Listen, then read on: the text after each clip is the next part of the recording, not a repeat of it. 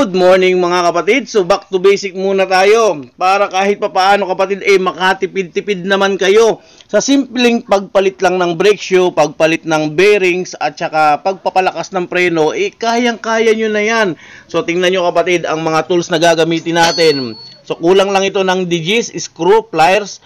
So nandito na yung 12, 13, 14, 17 at saka 19. So yan lang kapatid, okay na yan. Kung paano natin gagawin, ganito lang yan. Tatanggalin lang natin kapatid itong nut ng axle. Tatanggalin lang natin yan. Tatanggalin natin itong nut ng brake rod. At saka kapatid, tatanggalin din natin yung nut nitong tukod ng preno natin, ng panel. Ayan. Okay, so tanggalin ko muna.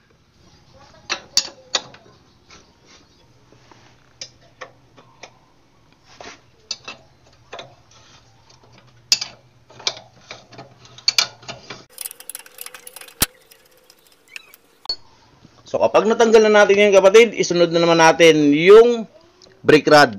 Mano-mano lang ito kapatid dahil alam ko karamihan naman sa atin walang impact wrench. Kung may impact wrench man talagang ikaw ay siguradong gumagawa na. At saka alam na alam mo na ito, alam ko kung sakaling may impact wrench ka. Pero sa mga may basic tools lang na pang bahay-bahay lang, so tingin ko dapat mas matutunan mo ito kapatid. Ayan, bilisan na natin. Okay, so natanggal na natin kapatid yung nut ng ating brake rod. Yung iba niyan, hindi mo na magagalaw. So far ito, nagagalaw pa. Ibig sabihin kapatid ay hindi pa stack up yung kanyang brake arm. O ito. Ipapakita ko sa inyo. Ito. Yung brake arm shaft, hindi pa siya stack up. Pero may mga pagkakataon kapatid na hindi mo na ito magagalaw. Especially sa mga scooter. No, matigas na itong galawin. Kung maka-encounter kayo ng ganun kapatid, WD-40, kailangan yung baklasin talaga yun at lihahin. So, ipapakita ko rin sa inyo mamaya kung paano natin ito lilinisin. Ngayon, tatanggalin naman natin yung tukod sa ilalim, yung nut. Ayan. Ito. Okay, tirahin ko muna. Okay, natanggal na natin yung nut nito, at saka nut nito. Panghuhugutin na lang natin kapatid yung mga bolt na nakapasok dyan. Dito, pwede nating pukpukin lang ng konti, ng medyo matigas-tigas lang. Hindi naman mas-thread yan. Alalay lang. Okay. So, for familiarization kapatid, ganito yung itsura ng kanyang tornilyo. Hindi siya full thread, tsaka medyo malaki yung kanyang body, no? Yan o. Okay. So, tanggal na yan. Pwede na natin tanggalin to. So, iba-iba ang diskarte ng pagtanggal ito kapatid ha. Bahala kayo kung saan ang uunahin ninyo. Ito ay for educational purposes lang. Hindi ito yung saktuhan na pagbaklas natin na kagaya ng sa iba. Kumbaga, kahit alin ang mauna, okay lang yan. Okay, so natanggalan natin yan. Iiwasan natin na tumalsik yung spring. Ito, tanggalin natin. Hindi ko alam ang tawag dyan. Spring, tsaka washer. Okay na yan. So, pwede na rin natin tanggalin yung adjuster at hugutin na natin yung axle. O yan, adjuster. Hugutin natin yung axle. Okay. So, ito na kapatid yung kanyang axle and then yung isang adjuster. Kapag natanggal na yan, may spacer yan dito, tatanggalin mo lang din. So, yung spacer na ito kapatid ay replacement na lang. Spacer to ng bearing din, no? So, basta may spacer yan dyan. Okay, hugutin mo ng sabay para mas secured ka. Iiwasan mo kapatid na yung sprocket ay malaglag, baka malaglagan kapatid yung paa mo, no? Kasi ang position ng mga gumagawa nito ay nakaganyan, no? Nandito halos yung paa sa ilalim, kaya ingat-ingat, baka matanggal ang sprocket, malaglag sa paa mo. Masakit din yan. Okay, so dito muna tayo magtatanggal para hindi pa ito sa mga nakakaalam ha, para itong video na to ay para sa mga talagang zero knowledge. Ganito yan kapatid, no? May spacer, yan, at mayroong sleeve. O yan, ito ang karamihang nagiging problema sa mga nagbubulkit, no? Kapag nagtanggal ng ganito, naiiwan nila ito, yung sleeve na yan. So, tatanggalin natin yan, gagamitan lang natin ng martilyo. Kasi baka malaglag ito sa habang pagbabaklas ninyo, kapatid, nako, delikado. Okay, axle na lang ginamit ko. So, dahil basic na basic lang tayo, ha. So, ganito yung itsura kapatid ng sleeve, no? So, may dalawang klase po yung sleeve. Yung isang klase ng sleeve ay yung may nut pa dito. Axle sleeve din kapatid yung tawag doon. So ito naman axle sleeve din pero wala siyang nut, wala siyang thread. So yung may thread kapatid ay nakalabas yun dito. No, nakalabas siya diyan. Mayroon yang nut dito. Oh, ibang klase 'yon sa mga Dream at saka mga Rusi na 100cc, 110cc may mga ganon din. Okay, karamihan ng plunge na ganito kapatid, ang bearing yan ay number 6203. 6203 ang bearing yan. No? Karamihan sa mga pang China, pang XRM, mga pang Suzuki, basta may sprocket plunge na ganyan, 6203 ang bearing yan. Okay, so ito rubber na lang ito, rubber damper. Kung hindi matatanggal kapatid, huwag nyo nang tanggalin. Kung matatanggal, para hindi na lumayo or hindi mawala, pwede nyo tanggalin na at ipagsama-sama. Okay? So, tapos na tayo dyan. Pwede nyo i-check yung mga bearing ng sprocket flange at bearing nitong hub. So, dito naman tayo kapatid sa kabila. Baklasin naman natin dito. So, ito kapatid ay basic na basic lang. Malamang siguradong mabuboring yung mga ekspertong mekaniko dyan. Pero, alam ko kapatid na nakatuto ka pa rin ngayon at kung natuto ka pa rin, baka pwede namang pakidagdagan yung mga idea na binibigay ko sa mga kapatid natin mekaniko at sa mga baguhan pa lang. Ayan. So ito yung kanyang brake shoe. Ito yung kanyang brake panel. Ito yung brake arm lever or brake arm at ito naman yung brake arm shaft. So ayan. So ang position yan kapatid, ang function yan kapag nagpreno ka, bubukas yung kanyang brake shoe. Yan. At kapag bumukas yan, yung kanyang lining, iipit dito, tatama dito. Kaya hihinto niya yung buong motor, hihinto niya yung gulong. Yan. Pero kapag madumi na ito kapatid, kapag punong-puno na ito ng alikabok, mga bato-bato na maliliit, yung mga asbestos cloth na natanggal galing dito, hihina na yan. Kaya kung paano natin palalakasin, ililinisin lang natin yan kapatid. Hindi tayo magpapalit ng brake shoe. Lilinisin lang natin yan. Pero kung medyo talagang sobrang nipis na at malalim na, umi-stack up na ng todo, ay magpalit na kayo. No? So far dito hindi pa naman nag-stack up to. Hindi natin to papalitan. Pagtatanggalin natin, pwede nyong, may mga pagkakataon kapatid na kapag pinersa mo pa ganyan, matatanggal yan. Pero dahil medyo mga makapit ito, imamanumanuhin mo na lang yan. Okay? So, tatanggalin natin yan. Tatanggalin din natin kapatid yung arm. Ayan, tatanggalin natin to.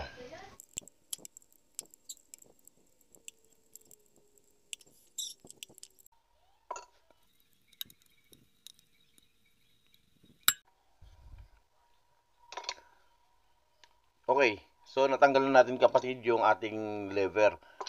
So, ito, mayroon itong magandang gamit kapatid, may mahalagang gamit itong nakikita nyo na parang pointed na yan. Tatanggalin ko Sa mga hindi nakakaalam kapatid ng trabaho nito, ito po yung usable range level, no? Yung usable range level. So yan kapatid, nakatutok yan dito sa arrow na ito. Kung makikita nyo na arrow na yan, nakatutok yan dyan sa, kapag nakakabit na. Ngayon, habang ina-adjust nyo ng ina-adjust yung preno kapatid, umiiwas yan doon sa kanyang katapat na arrow. Kapag lumalim na yan kapatid, na lumalim, sa mga original kasi may isa pang level yan dito, may isa pang arrow din na kagaya nito. Na kapag tumapat na yan doon, ibig sabihin dapat ka nang magpalit ng brake shoe. So ito kasi wala, isa lang ang kanya isa lang yung marka niya. Pero ganun yan kapatid, halos nasa 3/4 inches yan, no? Yan. Oh, yan. Okay, baklasin natin para malinisan. Basta yun lang ang gamit nito. Parang usable, yung usable range niya para sa brake shoe.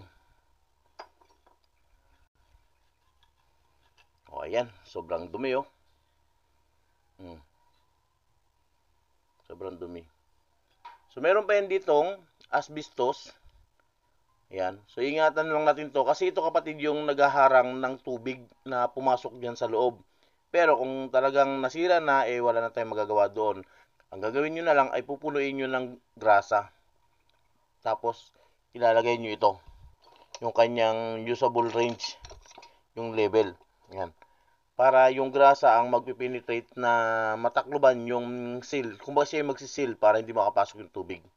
Okay? So, linisin muna natin to. Pwede nyo itong gamitan ng liha, kiskisin ng bakal. Kung nasa bahay lang kayo, kung meron kayong buffing brush, steel brush, mas maganda. Okay? Tirahin ko muna, linisan ko muna. Okay, at nalinisan na natin ito kapatid, no? Tanggal na yung mga stain dito, yung mga kalawang-kalawang, okay na rin siya. At maluag na rin. So, sa part na yan kapatid, bahala na kayo kung maglalagay pa kayo ng grasa or langis. Kanya-kanya yan kapatid. Ako kasi langis ang nilalagay ko bago ko yan ikabit. Hindi na po ako naglalagay ng grasa dahil yung grasa kapatid nagdadagdag pa ng pasikip. No, based lang sa experience ko. Pero kapatid, walang problema kung langis yung sa inyo, yung natripan nyo na ilagay. Sa akin kasi, ang nilalagay ko talaga dito, langis. So, kung langis ang ilalagay mo, dito mo muna sa kabila ilalagay para yung langis hindi magkalat doon sa loob. Yan. Parang binabasa mo lang muna yung loob. Okay. So, yung ganyan, yung tumutulo. Parang sakaling tumulo man, sa labas lang siya tutulo. Okay.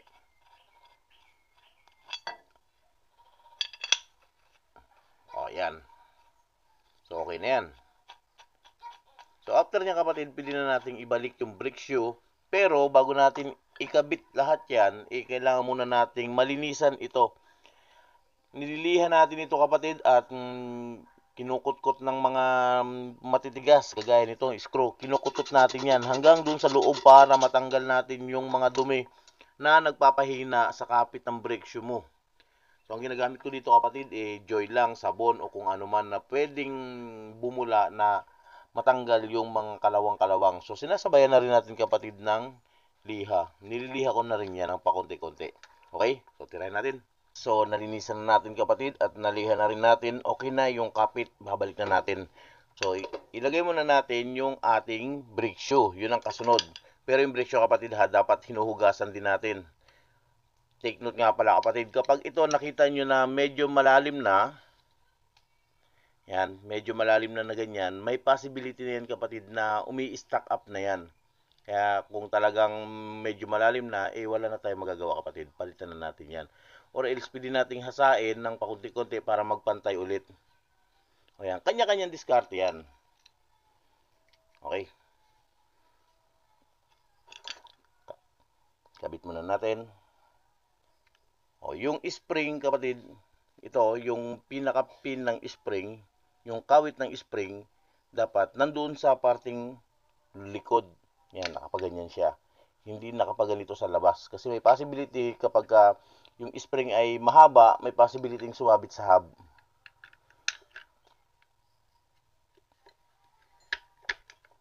Yan. So, pupupukin lang natin konti.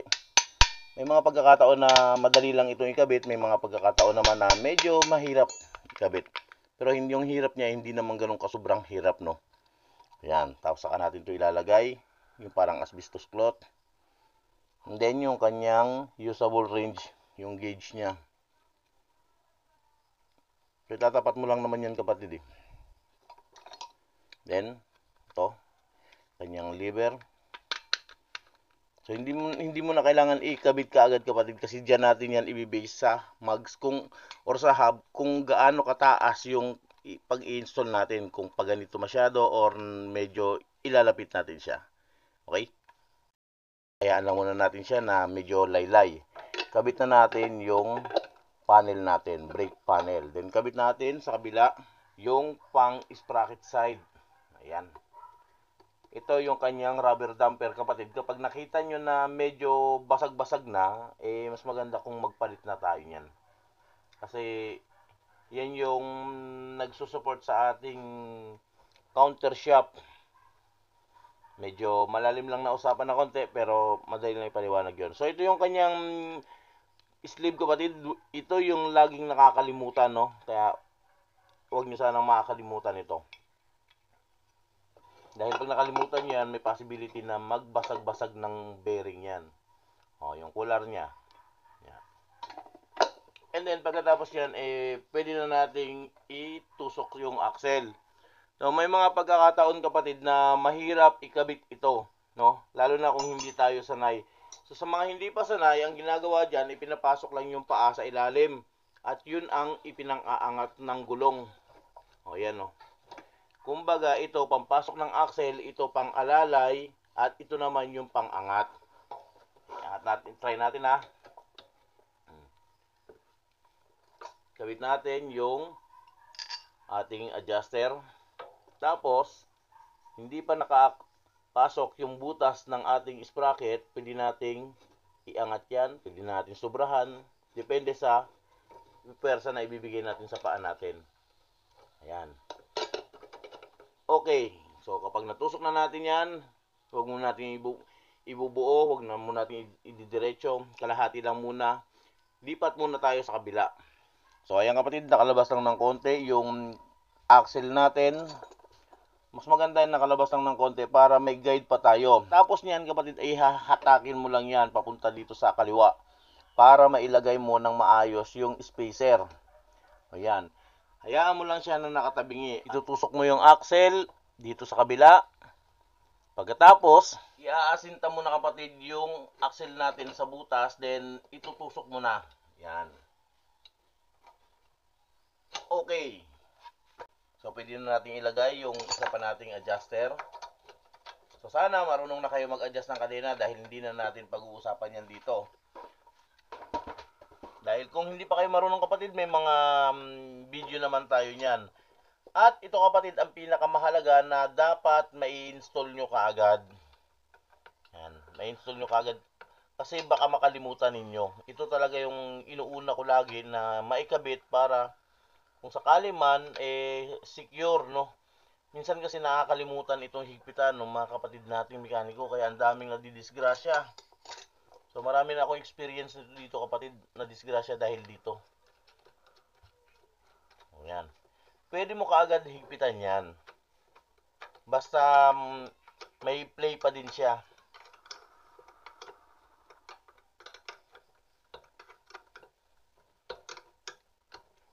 Okay, yung play na sinasabi ko kapatid, kailangan nahihila mo pa rin back and forth yung ating axle. Ayan, ibig sabihin malambot pa rin gumalaw.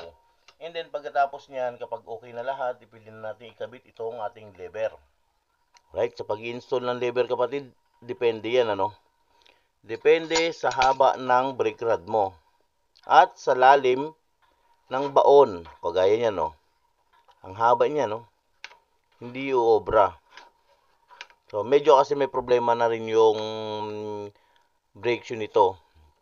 Kaya lang kapatid, siyempre for educational purposes lang ito, pang sample lang natin ito, dapat napalitan na natin ito, no? Yan. O, yan. Masyado pa rin mahaba yan. At least mga 1 inch. Okay. Yan, saktong-sakto. Yan ang saktong-sakto niya. So, ikabit ko muna yung kanyang spring at saka washer. Yan. Then, kabit natin yung bolt ng ating brake arm. Yan. Kailangan kapatid, mahigpitan nyo kaagad kasi baka makalimutan nyo. Pwede na natin ikabit yung ating brake rod. Yan. At yung nut ng ating brake rod. Yung pinaka-adjuster ng preno pa kapatid. Yan. Okay. Okay kapatid, hanggang dito na lang. Maraming salamat po. God bless po sa inyo lahat. Ingat po kayo.